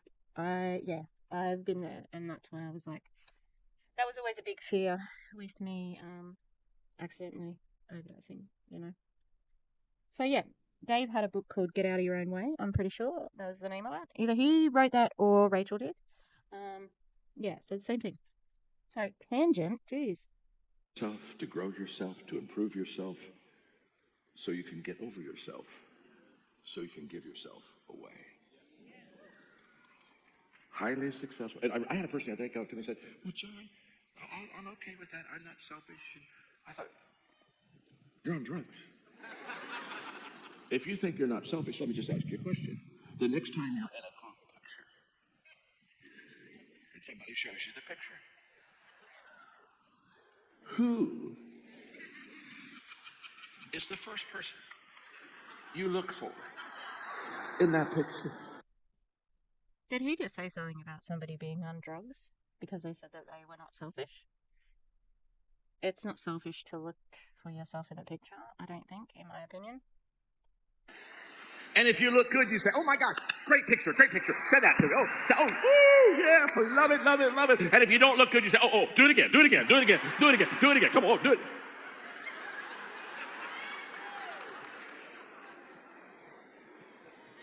Okay. He said, "Can I go for a couple more minutes because it's really important?" Like, what else he's got to say? Oh, you are a pure delight to teach. You are, I mean, you are leaning in. You are hungry. Your future is so bright. Your future is so bright. Oh, I see it in you. I see Even Tia, who was scrolling on her phone, is she bright? it in you. I can feel it today. I'm so excited for you. And my time is up, so I'm done. But let me just say this: we have on this Power of Five, these 5 things, we have a I don't know why it stopped, but it stopped. All right. resource for you, and I want to promise. Oh, I know what I was saying. He won't go too much over time because they didn't pay for that. I think he'll be pretty ruthless with how he, spends any extra time. They'll definitely get a bill. I promise you this. This is an investment you need to make in yourself. And I think it's like for $249. Let me tell you what you do. You get the Power of 5 book, but here's what you really get. You get. No, he did not. Oh, was not expecting. I feel like a fool. Like I did not expect him to start a pitch. You already got paid here. And wow. These people, they're fucking, the growth never stops. Jesus, $250. How many people in Optavia can afford that, I wonder? Let's have a look, shall we? Because there's not too many, if we're going to be honest about it.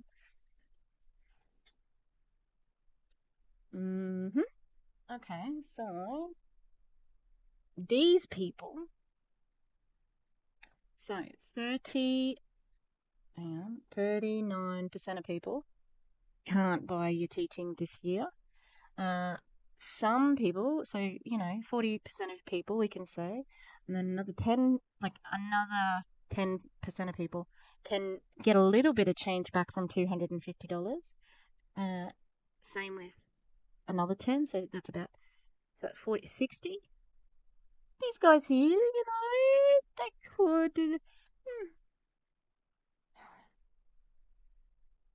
the fucking audacity of a cis-white hitman. 5 hours of me teaching the Power of 5. And it will absolutely help you and assist you huge. And do you have a QR code for that one?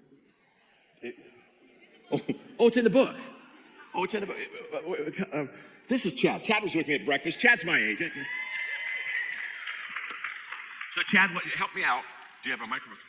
Okay, this is the book I wrote, The Power of 5. This book is written just for the network marketing industry. It's the first book you've ever done specifically for an industry. So it is written to help you build yourself with personal growth, as John talked about, but also to help you succeed in business. For the $249 package, you actually get 5 copies of these. So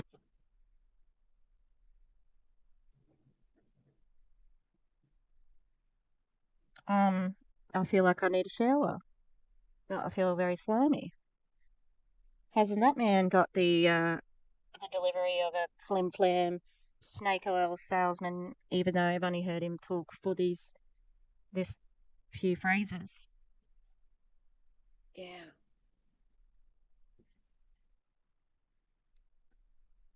It just feels like it feels slimy. I feel it's gross. I like it. But that way you can take people through the course and the book at the same time. It's a great prospecting tool. I promise you, it will bring people into the business. These are. Also,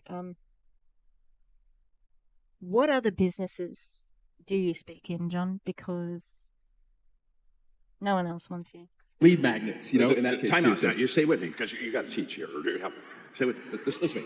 If I were in this business, I'd get 5 people that join. The first thing I would teach when people join the business is the Power 5.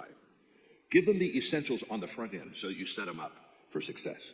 And what I would do is I'd say, here, I want to give you this book. In fact, what people do is people use this for a recruiting book. They say, look, if you join my team, I'm going to give this thing to you, and we're going to go through the Power 5. And then sit them down for a half a day and watch my teaching of the Power 5 together. Give them the book. Get them so all is well that begins well. This is upfront expectation. So you can get 5, and then what if they do? I don't know how Doug and Tia did this, but John just talked about this book. It doesn't release until March 28th.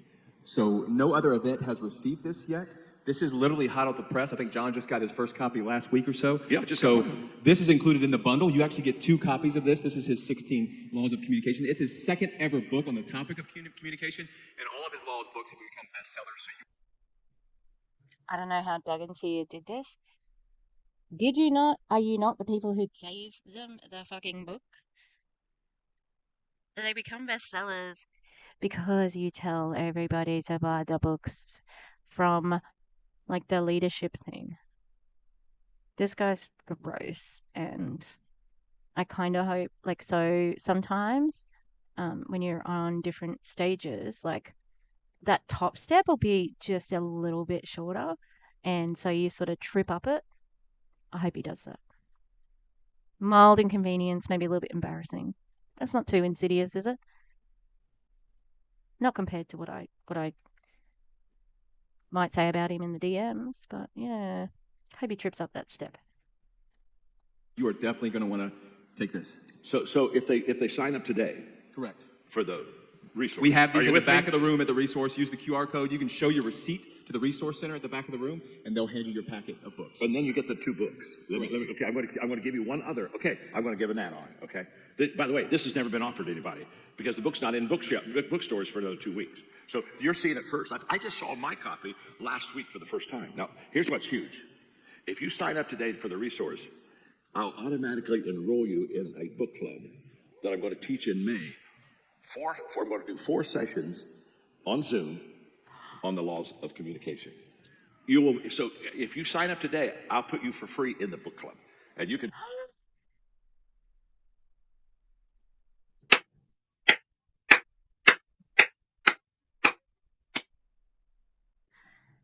Oh God, what? I'm losing the will to live. You're going to put me on a list where I get an automatically generated email with all of your advertising? You're going to put me in your funnel? Kill me. Oh my God. I think it's the acting for me that's really bad too. Oh God, damn it. How is network marketing a thing? How? Now, if you've been, that's right, I'm very good at acting. If you've been watching my videos to the end, you get a little, my last screen is usually like a screenshot of my face at some time during the video, and yeah, it's always interesting to see which faces are going to make it to the end, because this, well, she needs her own agent, the face, you know, whoever's representing Erin, I'll see them, because we've got the face going on.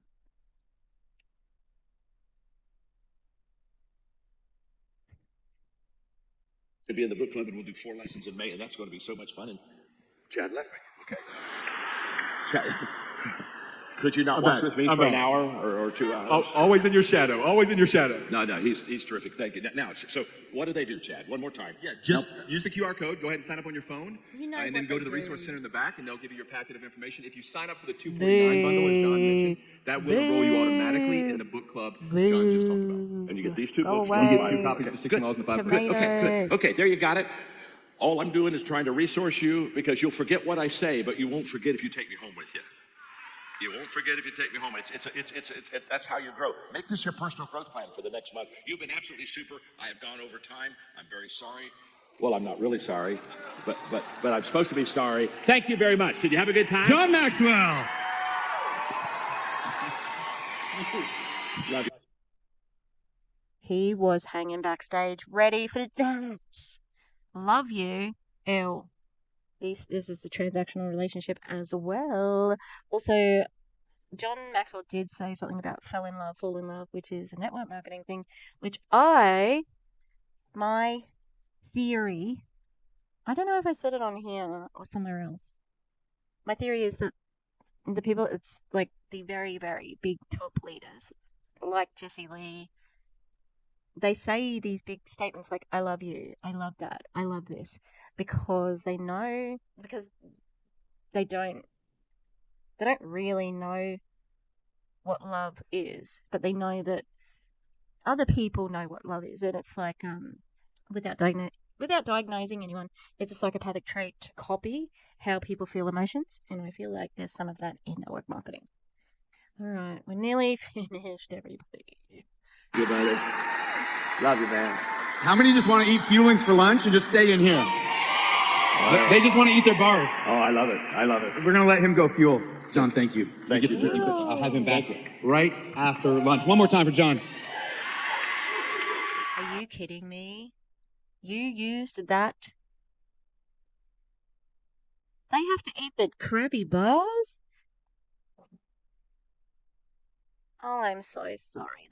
They sat through all of that. They sat through Becca. They sat through fucking who was first? I can't even. Oh, the science panel and Captain Boring Dan, and all they have to look forward to is a 100-calorie crisp bar. I'm so sorry, Optavia people, except for the people at the top who are doing shitty things. Yuck. Ryan and Kelly. Oh, I didn't need to stop there. Okay. Everything is sticking to my fingers. All right. What the hell is this? I don't know what this is. What is this? Coach training 3/20/23. Oh. Who's doing the training? All right, so ready to get started? I am ready to get started. So before we jump in, I Don't know what happened there. I'm gonna download it in a second though, because it's very new. Okay. So, I have a pimple at the age of 46, so that's fucking great. Especially because I think I have started menopause. Yep. Oh, there's no real hooray. This one, does that work? No, that is not an appropriate sound effect for I just started menopause. I think so. I think it's time, peeps. Can't have babies anymore.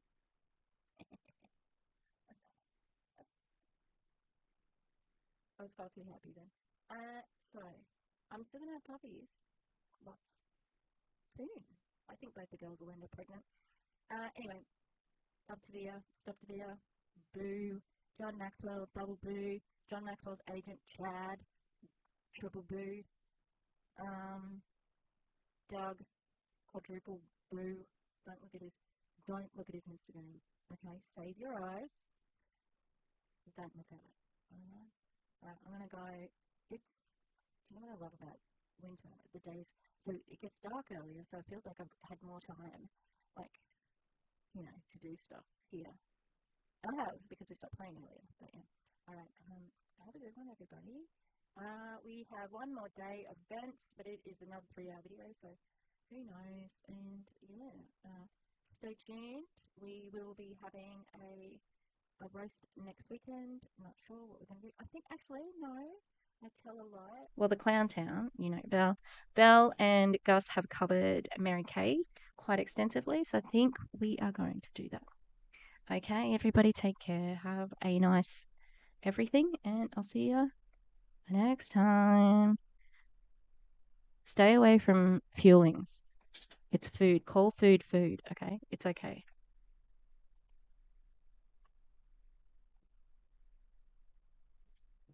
Minnie! Minnie! Dog, dog. My microphone's in the way. Dog, dog. Hello. Oh, kitty. Kitty. Kitty pie. She has death breath. It's terrible. All right, goodbye.